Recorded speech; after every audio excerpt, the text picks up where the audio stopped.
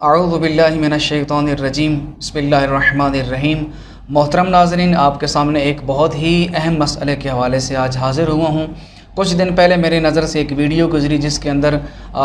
कुछ इश्तिबाहात लोगों के ज़हनों में डालने के लिए एक तख़रीब कार शख्स ने अपनी कोशिश की, और वो चाहता ये था कि ताकि मोमिनीन को फ़ुक़हाए मिल्लत जाफ़रिया के ख़िलाफ़ उकसा सके। तो हर ज़माने में ऐसी साजिशें होती रही हैं और आज भी हो रही हैं, लिहाजा मोमिनीन को इस हवाले से होशियार रहना चाहिए। मैं सिर्फ़ आपकी खिदमत में इसलिए हाज़िर हुआ हूँ कि जिस मसले को उसने अपनी वीडियो के अंदर उठाया है और बहुत सारे मोमिनीन उस वीडियो को देख के परेशानी का शिकार हुए हैं, मैं चाहता हूँ उस इज़्तिराब की कैफियत से मोमिनीन को निकाला जाए और हकीकत बयान की जाए कि उस वीडियो में या उस पैगाम में या उन चीज़ों के अंदर के जो आज के माशरे में इस तरह की उठाई जा रही हैं क्या हकीकत है, और उन लोगों की जहालत को आपके सामने आश्कार किया जाए। सवाल यहाँ पर यह उठाया जा रहा है कि आज के ज़माने में जो नमाज ईद उलमाए किराम पढ़ा रहे हैं उसमें दुआए कुनूत जो पढ़ी जाती है, उस दुआए कुनूत के अंदर कुछ जुमले ऐसे हैं कि जो जुमले कहीं से भी नहीं लगता कि वो मासूमीन अलैहिमुस्सलाम की तालीमात के मुताबिक हों, बल्कि उन जुमलों का मफ़हूम, उनका मतलब मकतब तशय्युअ के मुसल्लमात के ख़िलाफ़ है। और हो ही नहीं सकता कि कोई मासूम इस किस्म के जुमले अपने किसी मानने वाले को तालीम दे कि तुम नमाज में इस तरह पढ़ा करो या इस तरह दुआ मांगा करो। अब आते हैं अपने असल मकसद के ऊपर, आए देखें कि जो आज के ज़माने में उलमाए किराम नमाज ईद के अंदर जो कुनूत पढ़ रहे हैं उसकी दुआ कौन सी है और उस दुआ के अंदर वो फ़िक्रे कौन से हैं कि जिन पर इश्काल किया गया। मेरे सामने मफातिहुल जनान पढ़ी है, मारूफ़ किताब हर मोमिन के घर में होती है, और इस वक्त जो मेरे सामने एडिशन मौजूद है उसके सफ़र नंबर 270 के ऊपर ये दुआ मौजूद है। और मेरे ख़्याल में हर मोमिन इससे वाकिफ़ है, इसमें ज़्यादा डिटेल में जाने की ज़रूरत नहीं है। और दुआ यह है, बिस्मिल्लाहिर्रहमानिर्रहीम, अल्लाहुम्मा अहलल किब्रिया वल अज़मति व अहलल जूद वल जबरूत इला आखिरिही। अब इसके अंदर जो ये दुआ पढ़ी जाती है इसका मेन जुमला जिस पर एतराज़ किया गया है, ज़रा उस पर तवज्जो कीजिएगा, और वो जुमला ये है, व अन तुदखिलनी फ़ी कुल्लि खैरिन अदखलत फ़ीहि मुहम्मदन व आल मुहम्मद व अन तुखरिजनी मिन कुल्लि सूइन अखरजत मिनहु मुहम्मदन व आल मुहम्मद सलवातुका अलैहि व अलैहिम अजमाइन। ये वो दो जुमले थे जिनके ऊपर एतराज़ किया जाता है। अब देखिए, इन जुमलों का कुछ किताबों के अंदर जो तर्जुमा किया गया है वो तर्जुमा काबिल इश्काल है। इंशाअल्लाह इस पर भी मैं वजाहत करूँगा कि सही और दुरुस्त तर्जुमा क्या बनता है। जो गलत तर्जुमा इस वक्त लोग पेश कर रहे हैं ताकि लोगों को इसके ज़रिए गुमराह कर सकें, वो तर्जुमा ये बनता है कि गोया ये शख्स दुआ मांग रहा है कि अन तुदखिलनी फ़ी कुल्लि खैरिन अदखलत फ़ीहि मुहम्मदन व आल मुहम्मद, के मेरे अल्लाह तू मुझे हर उस नेकी में शामिल फरमा, उसमें दाखिल फरमा जिसमें तूने मोहम्मद व आल मुहम्मद को दाखिल किया। और अगला फ़िक्रा यह है, व अन तुखरिजनी मिन कुल्लि सूइन अखरजत मिनहु मुहम्मदन व आल मुहम्मद, और मुझे हर उस बुराई से, हर उस गुनाह से निकाल जिससे तूने मोहम्मद व आल मोहम्मद को निकाला। नऊज़ु बिल्लाह मिन ज़ालिक। यहाँ पर तासुर ये दिया जाता है कि ये लोग जो हैं, ये मुज्तहिदीन जो हैं, ये जो फ़ुक़हा जो हैं, ये लोगों को मोहम्मद वाले मोहम्मद की सही तालीमात से दूर कर रहे हैं। क्यों? क्योंकि इस जुमले का मतलब तो ये बनता है कि अहले बैत अलैहिमुस्सलाम नऊज़ु बिल्लाह वो गुनाहों में गिरफ़्तार थे, वो ख़ताकार थे और अल्लाह ने उनको गुनाहों से निकाला। इसलिए ये बंदा दुआ मांग रहा है कि मेरे अल्लाह, जिस तरह तूने मोहम्मद वाले मोहम्मद को गुनाहों से निकाला है, मुझे भी हर उस बुराई से निकाल। तो गुजारिश कर दूं कि ये तर्जुमा गलत है, ये तर्जुमा ठीक नहीं है। तर्जुमा दुरुस्त क्या है वो आखिर में गुफ्तगू करेंगे, लेकिन सबसे पहले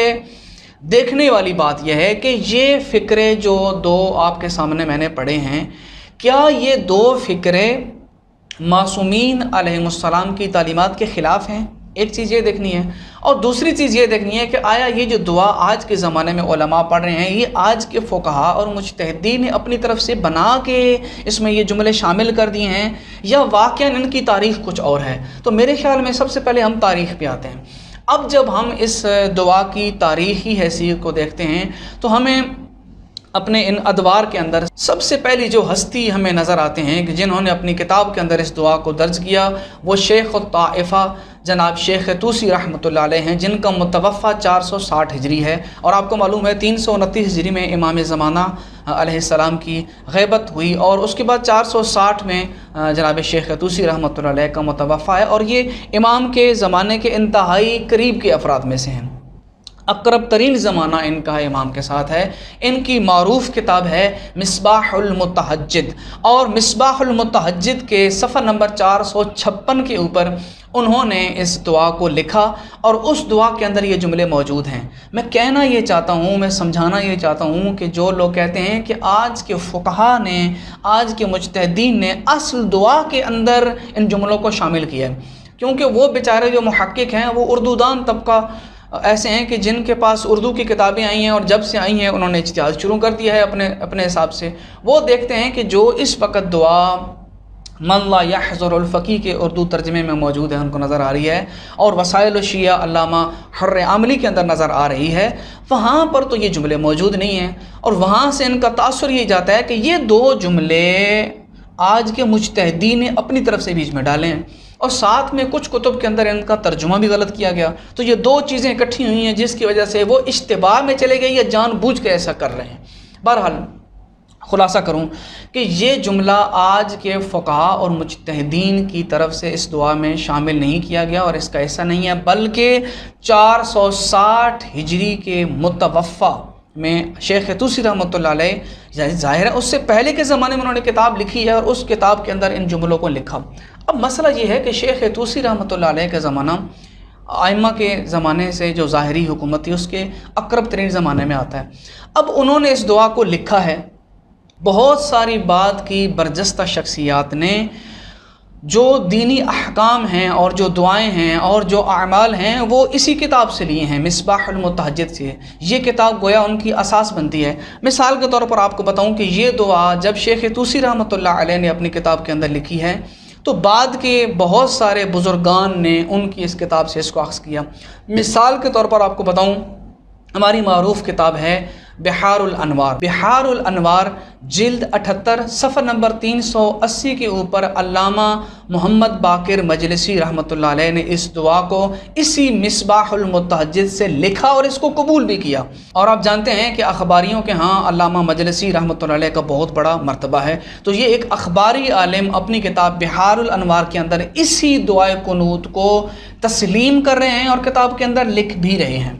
اور اس کے بعد دوسری شخصیت بتاؤں آپ کو کہ ہمارے اخباری علماء میں سے جو محدثین میں سے شخصیت گزرے ہیں وہ محدث نوری گزرے ہیں۔ انہوں نے اپنی کتاب المستدرک الوسائل کے اندر جلد نمبر 6 صفحہ نمبر 142 کے اوپر اسی دعا کو من و عن انہی الفاظ کے ساتھ نقل کیا ہے کہ جو مصباح المتہجد کے اندر موجود ہیں، اور ساتھ میں اس دعا کو لکھنے کے بعد یہ بھی لکھا ہے کہ یقیناً شیخ طوسی رحمۃ اللہ علیہ کے پاس ایک معتبر حدیث موجود ہوگی جس سے انہوں نے یہ لے کے اس حدیث کو لیا ہے۔ اس کا مطلب ہے سب سے پہلے اس دعا کو جو آج کے زمانے میں بزرگان پڑھتے ہیں اس کو درج کرنے والی شخصیت شیخ طوسی رحمۃ اللہ علیہ ہیں، اور شیخ طوسی پر اعتماد کر کے آج 1400 سال ہو گئے اب تک کے زمانے میں، یعنی جتنا شیخ طوسی سے اب تک کا زمانہ گزرا ہے سب نے ان پر اعتماد کرتے ہوئے اس دعا کو لیا اور اپنی کتابوں میں درج کیا۔ اس کا مطلب یہ ہے کہ آج کے فقہا اور مجتہدین کی طرف سے یہ جملہ گڑھ کے بنا کے اس میں شامل نہیں کیا گیا، بلکہ یہ قدیم زمانے سے ہماری معتبر ترین کتب کے اندر موجود تھا اور اسی طرح چلا آ رہا ہے، اور اسی معتبر متن کی وجہ سے اور اسی معتبر حدیث کی وجہ سے ہمارے فقہا نے اس کی اجازت دی اور اپنی کتابوں کے اندر اس کو درج کیا اور ہمارے علماء اس کو پڑھتے ہیں۔ اب اس سے اگلے مرحلے کی طرف آتے ہیں۔ یہ تو کلیئر ہو چکا کہ یہ آج کے فقہا اور مجتہدین کی طرف سے بنایا ہوا جملہ نہیں ہے، بلکہ یہ قدیم سے چلا آ رہا ہے۔ ساتھ میں ایک اور چیز ایڈ کر لیں، وہ یہ ہے کہ دیکھنا یہ ہے کہ یہ جملہ جس طرح ہمیں اس دعا میں ملتا ہے، کیا معصومین علیہ السلام نے کسی اور کو بعین ہی انہی الفاظ کے ساتھ تعلیم کیا ہے یا نہیں کیا؟ کیونکہ اگر تو ہم اس بات میں کامیاب ہو گئے کہ بعین ہی انہی الفاظ کے ساتھ کسی معصوم نے اپنے کسی صحابی کو یہ جملہ تعلیم کیا ہے تو بہت بڑا اعتراض ختم ہو جائے گا۔ وہ یہ کہ جو لوگ کہتے ہیں کہ یہ جملے، یہ فکرے معصومین کی تعلیمات کے خلاف ہیں اور مذہب شیعہ یا مکتب تشیع کے مسلمات کے خلاف ہیں، ان لوگوں کو جواب مل جائے گا۔ تو آئیے ہم اس کو ذرا دیکھتے ہیں۔ تو جب ہم اپنی احادیث کے ذخیرے کے اندر تلاش کرتے ہیں تو ہماری قدیم ترین کتب میں سے الکافی شیخ محمد ابن یعقوب ابن اسحاق کلینی رحمۃ اللہ علیہ کی کتاب ہمارے سامنے آتی ہے، اور وہ اپنی کتاب الکافی جلد نمبر 2 صفحہ نمبر 291 اور باب نمبر ہے 258 اور اس کی حدیث نمبر ہے 22۔ دراصل اس باب کا عنوان ہی یہی تھا کہ معصومین علیہ السلام نے جو تعلیمات ہمیں دی ہیں کہ صبح و شام کون کون سی دعائیں پڑھنی چاہیے، اور ان دعاؤں میں سے ایک دعا یہ بھی ہے جو حدیث نمبر 22 کے اندر درج ہے، اور امام جعفر صادق علیہ السلام نے اپنے ایک صحابی کو تعلیم دی، اور اس کے فقرے آپ کے سامنے اسکرین پہ شو ہو رہے ہیں، آپ اس کو دیکھیے گا۔ امام صادق علیہ السلام سے روایت ہے اور اپنے صحابی کو تعلیم دے رہے ہیں، اور اس کی آخری فقرے یہ ہیں، میں مختصر اس لیے کر رہا ہوں، آپ اس کو بعد میں مزید تفصیل سے پڑھ سکتے ہیں، آپ اس کو جان سکتے ہیں، کیونکہ میں ویڈیو کو مزید لمبا نہیں کرنا چاہتا ہوں۔ اس فقرے کی طرف آئیں جن پر آج کے کچھ جہلا اشکال کر رہے ہیں، میں ان سے مخاطب ہوں کہ خدا را اپنی زبانوں کو کنٹرول میں رکھا کریں، کیونکہ آپ کی جہالت کی وجہ سے آپ کیا کہہ رہے ہیں اور اس کا کیا نتیجہ نکل رہا ہوتا ہے یہ آپ کو پتہ نہیں ہوتا۔ اب دیکھیں آپ نے کتنا بڑا الزام لگا دیا فقہا کے اوپر، جبکہ یہ جملہ معصوم کا تعلیم کرتا تھا۔ صفحے کے اوپر دیکھیں، امام نے تعلیم کیا اور دعا کے اندر یہ جملے موجود ہیں، اللہم ادخلنی فی کل خیر ادخلت فیہ محمد وآل محمد واخرجنی من کل سوء اخرجت منہ محمد وآل محمد۔ میں کہتا ہوں بعین ہی انہی الفاظ کے ساتھ یہ دعا تو ہماری الکافی میں موجود ہے۔ اب اس حدیث کے بارے میں کیا کہیں گے؟ اور اس حدیث کو محدثین نے قبول بھی کیا ہے، تسلیم کیا۔ آپ مرآت العقول میں اگر آپ جا کے دیکھتے ہیں تو مرآت العقول میں علامہ محمد باقر مجلسی رحمۃ اللہ علیہ نے جلد نمبر 12 اور صفحہ نمبر 266 کے اوپر اس حدیث کو، جو کہ آپ کو پتہ ہے الکافی کی بڑی معروف شرح ہے، اور اس کے اندر انہوں نے تسلیم کیا ہے کہ الحدیث الثانی والعشرون مرسل کالصحیح لاجماع العصابۃ علی صفوان۔ اب یہاں پر کہتے ہیں کہ یہ حدیث مرسل ہے کالصحیح، یعنی کہ یہ صحیح کی مانند ہے۔ اب اس کا مختصر میں آپ کو وضاحت کر دوں کہ اس کے اندر جو راوی ہے، نقل کرنے والا، وہ صفوان ابن یحییٰ ہیں۔ صفوان ابن یحییٰ اصحاب اجماع میں سے تیسرے طبقے کے اندر آتے ہیں اور بہت معتبر شخصیت ہیں، اور ساتھ میں یہ اصحاب تسویہ میں سے بھی شمار ہوتے ہیں۔ اصحاب تسویہ میں 3 اصحاب ایسے شامل ہیں جن کے بارے میں علماء نے یہ رائے دیا، ان کا نظریہ یہ ہے کہ انہم لا یروون ولا یرسلون الا عن ثقۃ، کہ وہ روایت بھی کرتے ہیں تو ثقہ سے کرتے ہیں، اور کہیں اگر ارسال کرتے ہیں تو ارسال بھی اس وقت کرتے ہیں جب وہ شخص کیا ہو، ثقہ ہو، یعنی کہ اپنے سے بعد والے راوی کا نام وہ ہٹا دیتے ہیں، تو وہ ہٹاتے اسی وقت ہیں جب ان کو یقین ہو کہ میں جس بندے کا نام ہٹا رہا ہوں وہ ثقہ ہے، اور اس سے روایت انہوں نے لی ہوتی ہے۔ تو صفوان ابن یحییٰ سے مروی یہ روایات ہیں، اور اخباریوں کی کتنی بڑی شخصیت ہیں، علامہ محدث شیخ حر عملی، ان کے نزدیک تو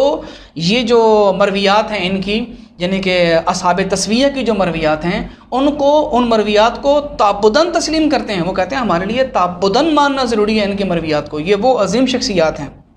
صفوان ابن یحییٰ ہو گئے، بزنتی ہو گئے، تو ابن ابی عمیر، یہ 3 اصحاب ہیں جو اصحاب تسویہ میں شمار ہوتے ہیں، اور ان کے بارے میں کہا جاتا ہے کہ ان کی مراسیل دیگر جو راوی ہوتے ہیں ان کی مسانید کا درجہ رکھتی ہیں، یعنی کہ ان کی مرسل روایت بھی ہو نا تو ان کی مسند روایت کے پلے کی روایت شمار ہوتی ہے، لہٰذا سند کے حوالے سے بھی آپ اشکال نہیں کر سکتے ہیں۔ اور خیر دعاؤں کے اندر تو بہت زیادہ جو ہے نا وہ سختی نہیں کی جاتی اور نہ ہی اس کو زیادہ دیکھا جاتا ہے۔ یہاں پر تو اگر کوئی ضعیف روایت بھی ہو سند کے لحاظ سے تو وہ بھی قابل قبول ہوتی ہے، آپ اس کو اگر پڑھ دیں گے دعا کو تو آپ کو ثواب ملے گا، یعنی کہ حدیث منبلغ کے تحت آپ اس کو پڑھ سکتے ہیں۔ تو خلاصہ یہ ہوا کہ یہ دعا تو معصوم نے اپنے ایک صحابی کو تعلیم دی ہے، آپ کیسے کہہ سکتے ہیں کہ یہ معصومین علیہ السلام کی تعلیمات کے خلاف جملہ پڑھا جاتا ہے؟ اس کا مطلب ہے یہ جملہ جو شیخ طوسی رحمۃ اللہ علیہ نے کسی معتبر روایت سے دیکھ کے اس کو درج کیا ہے، یہ جملہ بھی ان کا اپنی طرف سے اختراع کردہ نہیں ہے، بلکہ امام صادق علیہ السلام کی تعلیمات میں سے ایک تعلیم کردہ دعا کا حصہ ہے یہ۔ تو اس طرح اشکال نہ کیا جائے، خدا نخواستہ آپ کی یہ جملے اور آپ کی یہ جہالت کہیں آپ کو کسی گمراہی کے دور کے گڑھے میں نہ پھینک دے کہ جہاں سے آپ کے لیے واپس آنا مشکل ہو۔ تو خلاصہ کلام یہاں تک یہ ہوا کہ یہ جو جملے ہیں معصومین کی تعلیمات کے خلاف نہیں بلکہ بعین ہی معصوم کے تعلیم کردہ ہیں۔ تو یہاں تک معاملے 2 ہمارے کلیئر ہو گئے کہ یہ دعا آج کے فقہاء اور مجتہدین کی بنائی ہوئی نہیں ہے۔ نمبر 2 کہ یہ جملے بھی معصومین علیہ السلام کی تعلیمات کے خلاف نہیں ہے بلکہ بعین ہی ان کی تعلیمات کے مطابق ہیں۔ اب اس سے اگلے مرحلے کی طرف آتے ہیں کہ کچھ کتابوں کے اندر اس کا جو ترجمہ کیا گیا ہے وہ ترجمہ انتہائی ناقص ہے، کیونکہ ترجمہ یہ کیا جاتا ہے کہ اے میرے اللہ تم ہمیں ہر اس برائی سے نکال کہ جس سے تو نے محمد والے محمد کو نکالا ہے، اور یہ ترجمہ قابل اشکال بنتا بھی ہے کیونکہ یہ ترجمہ درست نہیں۔ اب آتے ہیں کہ صحیح ترجمہ کیا ہے، تاکہ اس ترجمے کو دیکھیں اور اس کے بعد ہم فیصلہ کریں کہ کیا معصوم کے تعلیم کردہ ان جملوں کا جو مطلب یہ لوگ لے رہے ہیں کیا وہ درست ہے یا اس کا مطلب کوئی اور ہے۔ اب آئیے دیکھتے ہیں کہ ان جملات کا، ان کلمات کا درست ترجمہ کیا بنتا ہے۔ تو درست ترجمہ دیکھنے کے لیے میں آپ کو کہوں گا کہ آپ کے گھروں میں مفاتیح الجنان موجود ہے، حافظ ریاض حسین نجفی صاحب نے اس کا ترجمہ کیا ہے، اور تقریباً ہر مومن کے گھر میں یہ کتاب موجود ہوتی ہے۔ مفاتیح الجنان کا ترجمہ کرتے ہوئے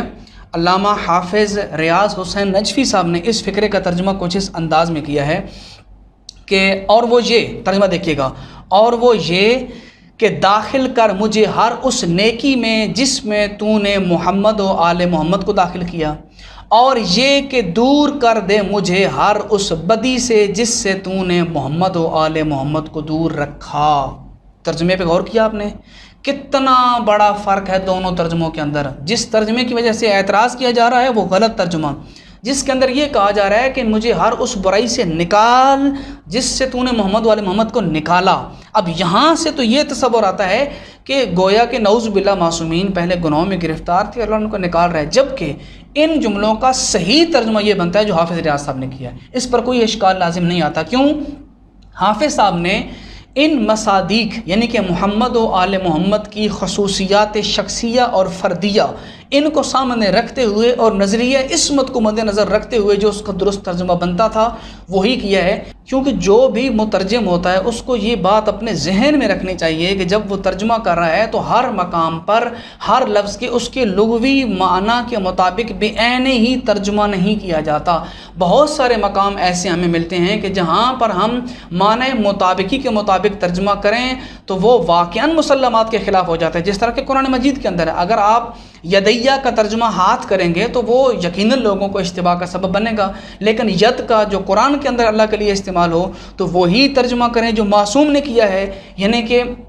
قدرت والا ترجمہ کریں، طاقت والا ترجمہ کریں تو وہ درست ہوگا۔ تو یہاں پر بھی حافظ ریاض حسین نجفی صاحب نے بالکل 100% درست ترجمہ کیا کہ اے میرے اللہ ہمیں ہر اس برائی سے دور رکھ کہ جس برائی سے تو نے محمد والے محمد کو دور رکھا۔ یہاں دور رکھنے کا مطلب ہے یعنی کہ اللہ نے آل محمد کو برائیوں سے دور رکھا، پاک رکھا، صاف رکھا، ہمیں بھی میرے اللہ تو ان سے اسی طرح پاک اور صاف رکھا۔ لیکن یہاں پر مسئلہ یہ ہے کہ یہ ترجمہ دکھانے کے بعد بھی ممکن ہے کچھ ذہنوں میں یہ سوال آ جائے کہ یہ کیسے ہو سکتا ہے کہ ایک بندہ یہ سوال کر رہا ہے کہ مجھے ہر اس نیکی میں داخل فرما کہ جس نیکی میں تو نے محمد والے محمد کو بھی داخل کیا۔ بھئی اہل بیت کو جو مرتبہ اور مقام دیا گیا ہے آپ وہ طلب کر رہے ہیں، گویا کہ آپ یہ کہنا چاہتے ہیں کہ مجھے وہ ساری نیکیاں مل جائیں کہ جو محمد والے محمد کو ملی ہیں۔ بھئی ان کے منصب میں تو امامت بھی تھا، ان میں تو منصب میں امامت، ولایت اور یہ عظیم ترین مناصب بھی شامل تھے، تو کس طرح ہو سکتا ہے کہ آپ کو ساری نیکیوں میں شامل کیا جا سکے؟ تو اس کا بھی بہترین جواب دیا ہے، اور وہی دعا جو میں نے الکافی سے آپ کو دکھائی ہے اس کی شرح کرتے ہوئے علامہ مجلسی رحمۃ اللہ علیہ اپنی کتاب میراۃ العقول کے صفحہ نمبر 267 کے اوپر اس کی وضاحت بھی دیتے ہیں، اور وہ لکھتے ہیں کہ گویا امام جب یہ دعا تعلیم کر رہے تھے تو امام کا مقصود یہ تھا کہ جو دعا مانگنے والا شخص ہے جب یہ دعا مانگ رہا ہو تو اس کا مقصد یہ ہو، وہ کیا ہے؟ قولہ علیہ السلام فی کل خیر اے مما انا اہلہ ویمکن حصولہ، یعنی دعا مانگنے والا گویا یہ کہہ رہا ہے کہ مجھے ہر اس نیکی میں شامل فرما جس کا میں اہل ہوں، جس کی میں صلاحیت رکھتا ہوں اور جو میرے لیے حاصل ہونا ممکن ہے اس میں شامل فرما، نہ کہ تمام نیکیوں کے اندر شامل فرما۔ یہاں پر البتہ علامہ مجلسی رحمۃ اللہ نے ایک جملے کی مزید جو ہے نا وہ وضاحت کی ہے، وہ کہتے ہیں کہ ممکن ہے اس میں داخل ہونا، وہ بھی کس طرح کہ ہم منطقی لحاظ سے یہ دیکھا جائے تو ہم ان کی اس جو نیکی ہے اس کی نوع میں آ جائیں یا اس کی جنس بعید میں آ جائیں۔ کیا مطلب ہے کہ ہم اس زمانے میں ائمہ اہل بیت کے ساتھ اللہ کی جانے والی نیکی یعنی کہ منصب نبوت اور امامت کے مبلغ تو بن سکتے ہیں نا۔ ہم آج کے زمانے میں اس منصب الہی کے جو اہل بیت کے پاس موجود تھا ہم اس کے مبلغ بن سکتے ہیں، ہم دنیا والوں کو بتا سکتے ہیں کہ ہمارے آئمہ وہ تھے کہ جن پر اللہ کا انعام تھا، اللہ نے ان کو امامت کا منصب عطا کیا، تو اس میں کون سی بعید بات ہے؟ اور اگر آپ دیکھیں تو اس طرح کی بہت ساری دعائیں ہمیں ملتی ہیں، اور ان دعاؤں کے اندر بھی اس قسم کے جملے خود معصومین علیہ السلام نے تعلیم دی ہیں۔ مثال کے طور پر، ویسے بات لمبی ہو جائے گی، صرف آخری بات اور یہاں پر میں بات تمام کر رہا ہوں۔ آپ دیکھیں اسی کی مثل ہمیں دعائیں اور بھی ہیں کہ جو معصومین علیہ السلام نے ہمیں تعلیم دی ہیں۔ مثال کے طور پر اگر آپ جائیں تو یہی جو آپ کے سامنے میں نے آغاز میں بیان کیا، مصباح المتہجد کے اندر شیخ طوسی رحمۃ اللہ علیہ نے جہاں پر عاشورہ کے اعمال کو درج کر رہے تھے اور زیارت عاشورہ کو وہاں پر انہوں نے لکھا تھا، اور زیارت عاشورہ کو جہاں نقل کیا ہے وہاں پر ایک دعا بھی انہوں نے لکھی ہے جو معصومین علیہ السلام نے تعلیم دی، اور اس دعا کے جملے یہ ہیں: اللہم اجعل محیایا محیا محمد و آل محمد و مماتی مماتا محمد و آل محمد، کہ اے میرے اللہ تو میرے لیے ویسی زندگی قرار دے جیسی تو نے محمد و آل محمد کے لیے قرار دی، اور میرے اللہ تو میرے لیے بھی ویسی ہی شہادت قرار دے کہ جس طرح تو نے محمد و آل محمد کو کے لیے شہادت قرار دی، یا ان کا انتقال، یعنی کہ میرا انتقال بھی ویسا ہی ہو کہ جیسا تو نے محمد و آل محمد کا انتقال کیا، ان کو عظیم ترین درجہ شہادت نصیب کیا۔ اب یہاں پر بھی تو سوال اٹھ سکتا ہے نا کہ کیا مجھ جیسے گناہ گار کی زندگی، گویا کہ میں یہ کہہ رہا ہوں کہ میرے اللہ میری زندگی ویسی بنا دے جیسے علی کی زندگی تھی، یا نعوذ باللہ میری شہادت ویسی قرار دے جیسے مولا حسین کی شہادت تھی؟ نہیں، کوئی بھی باشعور انسان ایسے جملوں سے یہ مطلب نہیں لے گا۔ گویا کہ معصوم نے یہ تعلیم کر کے ہمیں یہ سمجھایا ہے کہ تم اپنی اہلیت کے مطابق اہل بیت علیہ السلام کی زندگیوں سے جتنی برکتیں سمیٹ سکتے ہو سمیٹو، تم خدا سے دعا مانگو کہ میرے اللہ تو نے جس طرح محمد و آل محمد کی پاکیزہ زندگی تو نے ان کو عطا کی ہے، ہمیں بھی اپنی اہلیت کے مطابق، ہمیں بھی اپنی صلاحیت کے مطابق توفیقات عطا فرما کہ ہم بھی اپنی زندگی میں محمد و آل محمد کی تعلیمات کے مطابق جئیں، اور جب اس دنیا سے جائیں تو ان کی تعلیمات پر عمل پیرا ہوتے ہوئے دنیا سے جائیں، اور دنیا سے ایک عظیم مرتبہ لے کے جائیں۔ مات علی حب آل محمد مات شہیدہ، ہم ان کا درجہ تو نہیں پا سکتے لیکن ان کی محبت کے صدقے میں ہمیں بستر پر بھی موت آتی ہے تو اللہ فرماتا ہے کہ اس حدیث کے اندر جس طرح موجود ہے، اگر ہمیں بستر پر بھی موت آتی ہے تو شہادت کا درجہ ملتا ہے۔ تو کتنی عظیم ترین دعائیں ہیں جو معصومین علیہ السلام نے ہمیں تعلیم کی ہیں۔ تو یہاں تک ہماری گفتگو کا جو نچوڑ بنتا ہے اور خلاصہ یہ بنتا ہے کہ سب سے پہلا اعتراض یہ تھا کہ یہ دعا علماء نے، مجتہدین نے اپنی طرف سے بنا کے اس کو جعل کر کے اس دعا کا حصہ بنایا ہے، جبکہ یہ بات ہم نے غلط ثابت کر دی کہ ایسی بات نہیں ہے۔ دوسری بات یہ تھی کہ یہ جملے جو ہیں معصومین علیہ السلام کی تعلیمات کے مخالف ہیں، ہم نے یہ بھی ثابت کر دیا کہ یہ دعویٰ غلط ہے، بلکہ بے عین ہی یہ فکرے وہی ہیں جو معصومین علیہ السلام نے تعلیم دیے ہیں اپنے اصحاب کو، اس کو پڑھنے کی تلقین کی ہے کہ صبح شام اس کو پڑھا کرو۔ اور تیسری بات جو ترجمے کے حوالے سے تھی وہ بھی ہم نے آپ کو درست ترجمے کی نشاندہی کر دی، اور اس درست ترجمے کے مطابق ہر بندہ جان سکتا ہے کہ اس کا صحیح مطلب کیا بنتا ہے۔ تو میری خواہش ہے کہ جب آپ نے یہ پیغام مکمل سن لیا ہے تو اس کو صدقہ جاریہ سمجھتے ہوئے دوسرے مومنین تک پہنچائیں کہ خدا نخواستہ اگر وہ ویڈیو اور وہ جو گمراہانہ جو ان کے حربے تھے اگر کسی تک پہنچ چکے ہوں اور لوگ اضطراب کا شکار ہوں تو یہ ویڈیو سن کر ان کے دلوں سے وہ اضطراب ختم ہو اور ان کا ایمان جو ہے وہ باقی رہے اور ثابت قدم رہیں وہ لوگ۔ تو خداوند متعال سے دعا ہے کہ جس طرح اس نے ہمیں پاک و پاکیزہ راہبر عطا فرمائے، ہمیں ان کی تعلیمات پر عمل پیرا ہونے کی بھی مزید توفیق عطا فرما۔ اللہم صلی علی محمد و آل محمد وعجل فرجہم۔